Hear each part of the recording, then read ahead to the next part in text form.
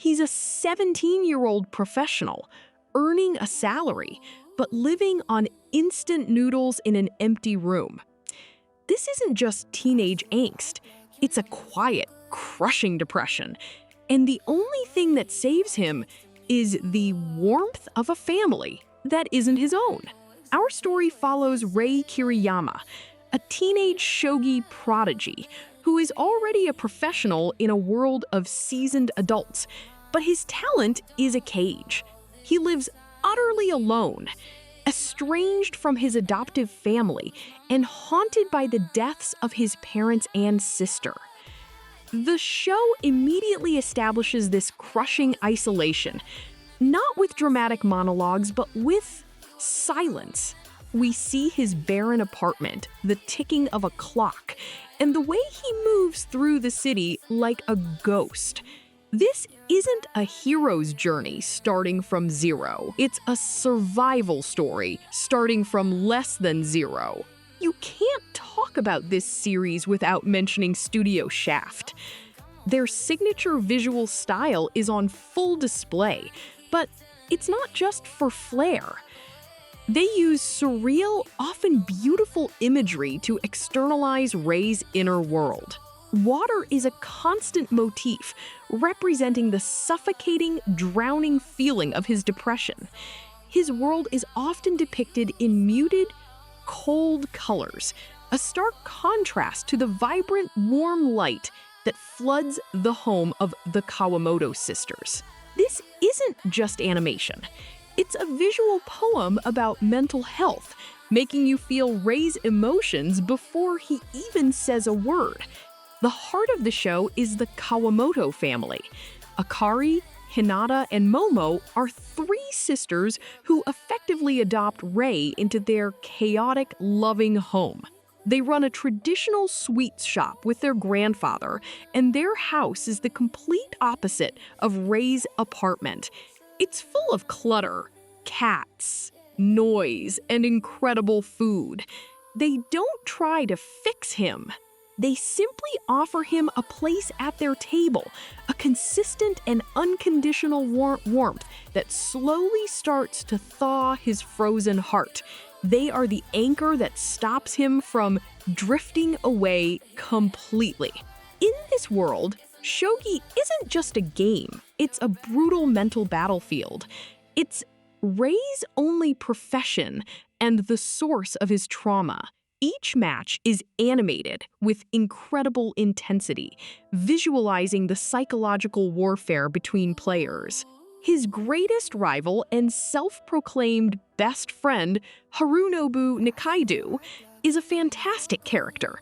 He's loud, passionate, and chronically ill, yet he plays with a fierce love for the game that forces Rei to confront his own detached clinical approach.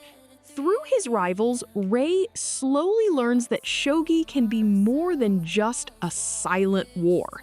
It can be a conversation. I believe this is one of the most honest depictions of depression ever put to screen. It's not romanticized or dramatic. It's the heavy blanket of lethargy, the feeling of being disconnected from your own body, the way the world literally loses its color. The show understands that healing isn't a straight line. Rei has good days and terrible days. He takes one step forward and two steps back. It's this unflinching honesty that makes his small victories, like managing to eat a full meal or genuinely laughing, feel so monumental. It's a deeply empathetic portrait of a quiet struggle. What elevates this series is that it understands that everyone is fighting their own battle. The supporting cast is phenomenal and never feels secondary. There's Kai Shimada, a soft-spoken but fiercely competitive older player from a rural town carrying the hopes of his entire community on his shoulders. There's Issa Goto, Rei's intimidating nemesis, whose anger is fueled by a tragic personal life. Even the seemingly simple characters have layers. This narrative generosity makes the world feel rich and real, reminding us that the people around us have complex inner lives we may know nothing about. For me, the show's defining moments revolve around the second sister, Hinata. She is a beacon of empathy and fierce loyalty. While her major arc with school bullying truly blossoms in the second season, the foundation is laid perfectly here. She sees Rei's pain when no one else does and defends him without hesitation. Her simple declaration, "I'll stay by your side," is a turning point. It's the first time someone has chosen him so unconditionally. This relationship becomes the catalyst for Rei learning to fight for others, not just himself, a crucial step in his healing. Now, is the show perfect? For some, the pacing might feel incredibly slow, and the frequent tonal shifts can be jarring. One minute you're watching a gut-wrenching depiction of anxiety, and the next you're in a goofy, chibi-style segment explaining shogi rules with talking cats. I get why that might not work for everyone, but personally, I think it's brilliant. Life isn't one consistent tone. It's messy, awkward, and sometimes ridiculous, even in our darkest moments. The show embraces that messiness, making its emotional core feel that much more authentic. Finally, the soundtrack is just sublime. The opening and ending themes by the band Bump of Chicken are iconic and inseparable from the show's identity. They perfectly capture the blend of melancholy and hope that defines Rei's journey. The score itself is often minimalist, using a gentle piano or a soft acoustic guitar to underscore the quiet, intimate moments. It never tells you how to feel, but it deepens the emotions that are already there. It's a masterclass in how sound can be just as powerful as visuals in telling a story. So who do we thank for this masterpiece? The series, which first aired in 2016, is an adaptation of the celebrated manga by Chika Umino, who also created Honey and Clover.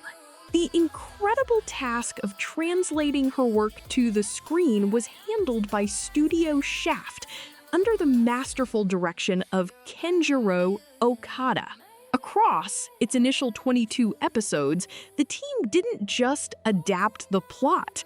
They captured the soul of Umino's work, its warmth, its pain, and its profound understanding of the human heart. It's a perfect marriage of a brilliant source material and a visionary animation studio.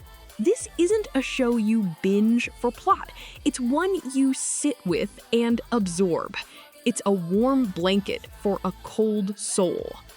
Thank you for watching this review on Top Screen Tales. If you connected with this, a like and comment would mean the world.